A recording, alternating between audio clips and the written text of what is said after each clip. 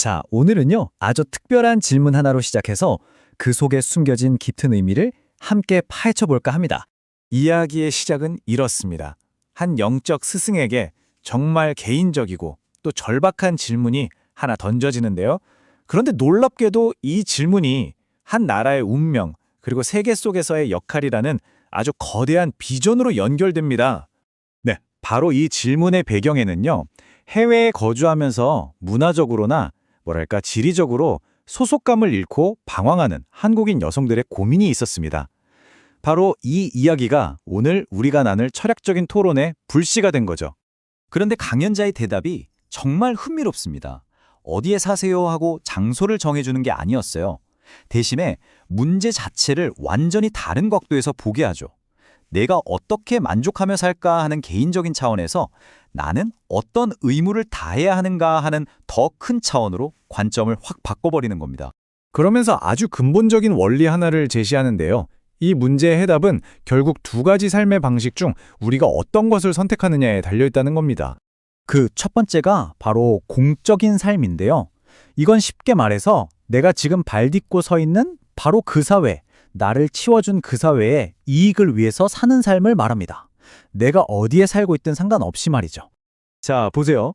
이 두 가지 삶의 길은 결과가 완전히 다릅니다. 한쪽은 사회에 봉사하고 기여하면서 지혜와 영향력을 얻는 길이고요. 다른 한쪽은 오로지 나 자신만을 위해 살다가 결국 모든 걸 잃고 외로워지는 길이죠. 정말 극명한 대조를 보여줍니다. 바로 이 지점입니다. 강연자는 이렇게 말해요. 그 나라를 위해 살면 지혜가 나온다. 그것이 우리 민족이다.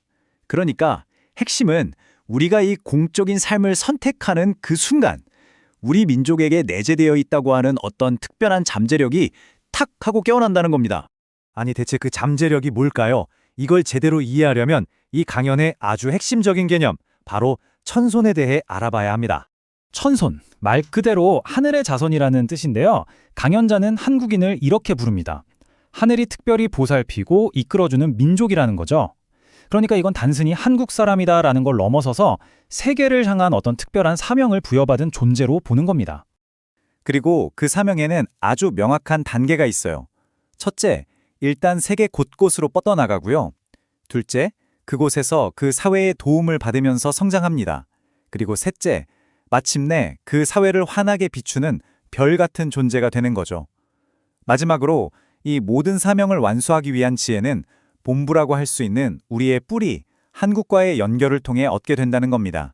네, 강연자는 이제 전 세계가 하나의 공동체, 말하자면 한 가족이 되었다고 강조합니다.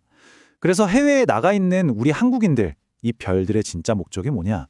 각자 자기 자리에서 그 빛을 환하게 밝혀서 흩어져 있는 이 세상이 하나로 연결되도록 돕는 것, 바로 그게 이들의 역할이라는 거죠. 그런데 문제가 생겼습니다. 이 위대한 사명이 제대로 이루어지지 않고 오히려 심각한 방향으로 흘러가고 있다는 겁니다.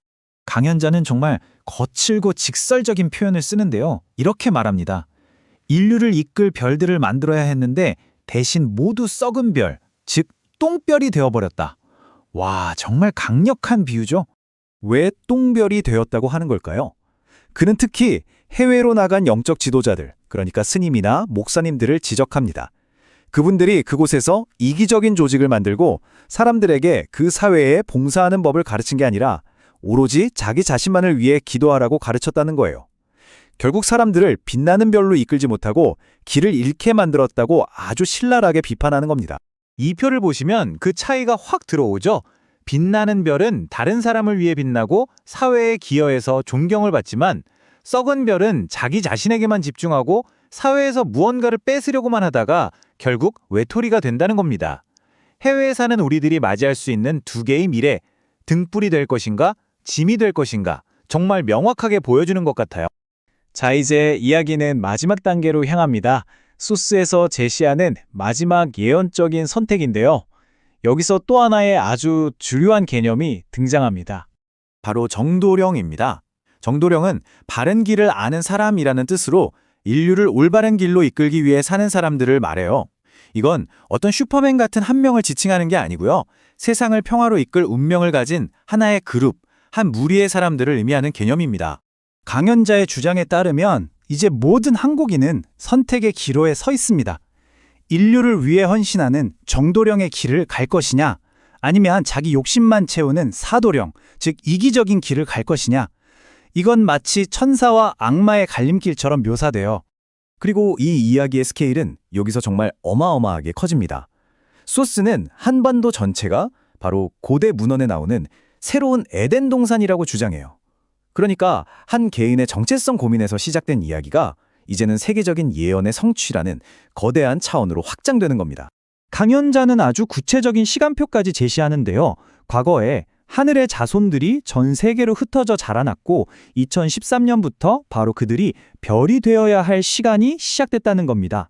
하지만 지금 사람들이 이기적으로 살면서 그 사명이 지체되고 있죠. 그리고 미래에 한국에서 진리의 빛이 탁 켜지는 순간 전 세계가 그 가르침을 구하기 위해 한국으로 몰려올 거라고 예언합니다. 지금이 바로 그 중대한 전환점이라는 거죠. 그래서 재외 동포들에게 주는 최종적인 메시지는 이겁니다. 어떻게 하면 내가 잘 살까를 고민하지 말라는 거예요. 대신에 우리가 이 사회를 위해 무엇을 할 수 있을까를 물으라는 겁니다. 진짜 나의 집, 나의 정체성은 고향으로 돌아가는 게 아니라 내가 지금 서 있는 바로 그곳에서 사회에 기여할 때 찾을 수 있다는 그런 깊은 울림을 주는 답변이죠.